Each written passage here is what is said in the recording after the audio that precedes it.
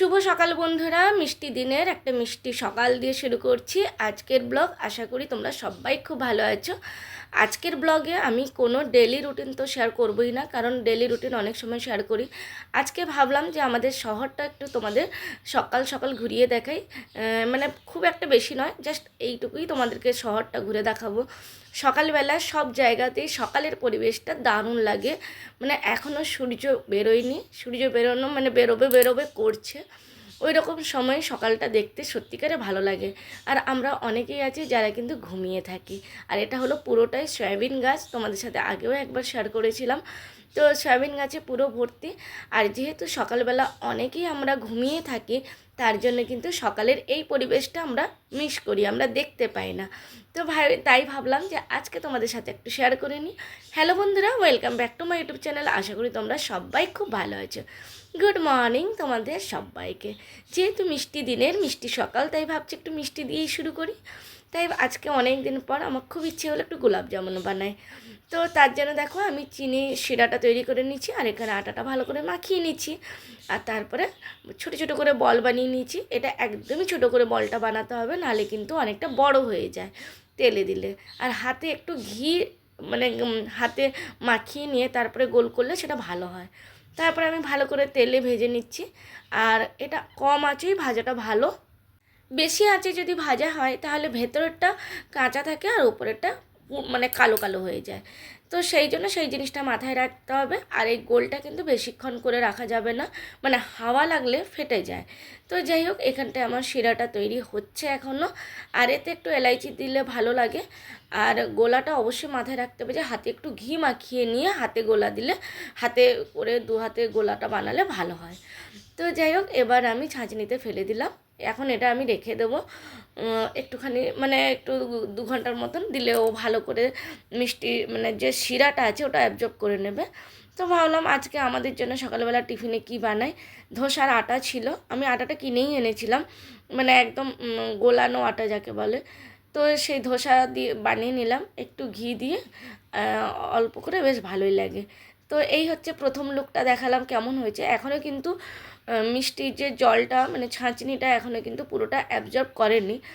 করলে তারপরে আরও ভালো লাগবে। আমাদের খেতে ইচ্ছে করছিল তাই আমরা ফটাফট করে নিয়ে নিলাম। পরে আর একবার শেয়ার করে নেব যে পুরো যখন ছাঁচনিটা মানে নিয়ে নিবে, শুষে নিবে। এই হচ্ছে লাস্ট মানে কেমন হয়েছে দেখতে। আর যেহেতু এখানে একটু লাইটটা কম আছে সেই জন্য হয়তো বোঝা যাচ্ছে না। তবে হ্যাঁ, একটা কথা কি জানো তো, আমি মিষ্টি খেতে যদিও বা খুব একটা ভালোবাসি না, কিন্তু দোকানের মিষ্টি আমি এই জন্য পছন্দ করি না, দোকানে অত্যধিক মিষ্টিটা দিয়ে দেয়। তো যার জন্য আমি গোলাপজামুন চেষ্টা করি বাড়িতে বানাতে। তাহলে কি হচ্ছে, কম মিষ্টি দিলেও আমার যতটা পছন্দ, যতটা আমি খাবো, তো ততটা আমি বাড়িতেই বানিয়ে নিতে পারবো। তো ওই জন্যই আমি কম মিষ্টি দিয়েছি। তো যাই হোক, দেরি হয়ে গেছে তাই দৌড় মারছি, আর কথা বলার মতো সময়ও নেই। মাঝখানে রান্নাবান্না কিছুই তোমাদের সাথে আজকে শেয়ার করবো না বলেইছি আগে। তো কিন্তু ওষুধটা আমাকে ডেলি খেয়েই বেরোতে হয়। তো সেই জন্য ওষুধটা খেয়ে কোনো রকমভাবে দৌড় মারছি। আমার আজকে, শুধু আজকে নয়, আমার প্রায় দিনই যতই তাড়াতাড়ি করে কাজ করি না কেন তাও ঠিক দেরি হয়ে যায়। আর লাস্টের দিকে তো 2-3 মিনিটের জন্যও দেরি হয়ে যায়, এরকম যে ওখানে হয়তো 2-3 মিনিট দেরিতে পৌঁছালাম। তো সেই জন্য দেরিতে পৌঁছানোটাও অ্যালাউ করে না।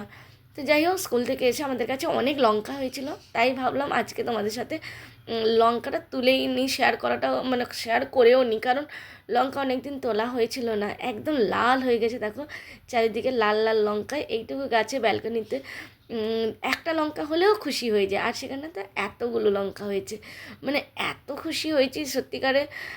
হয়তো তোমরা বলবে যে এইটুকু লঙ্কাতে কেউ খুশি হয়।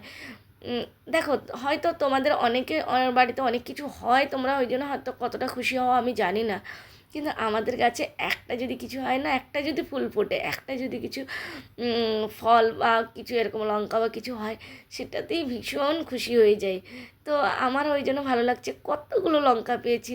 তো যাই হোক, সন্ধ্যাবেলা ভাবলাম যে মা আর ছেলে দুজনে মিলে বেরিয়ে যাই, একটু কিছু খেয়ে আসি, ভালো লাগবে। আর আমাদের বাড়ির পাশেই দোকান আছে, বাজার আছে একদম পাশে, মানে ম্যাক্সিমাম 90 মিটারের মধ্যেই হবে হয়তো। তো সেই জন্য চলে গেলাম ওখানটায় খেতে। এটা হচ্ছে ছোলে টিকিয়া।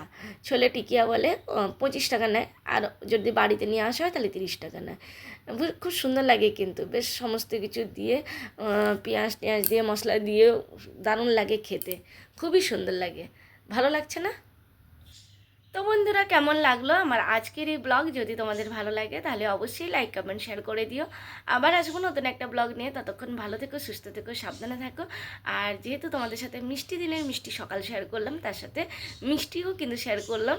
আর সবাই তোমরা যারা যারা মিষ্টি খেতে পছন্দ করো, আমার সকল বন্ধুদের জন্য, তোমাদের জন্য মিষ্টি রইলো। তো টাটা বন্ধুরা, আবার আসবো নতুন একটা ব্লগ নিয়ে। সবাই খুব খুব ভালো থেকো, সুস্থ থেকো, টাটা।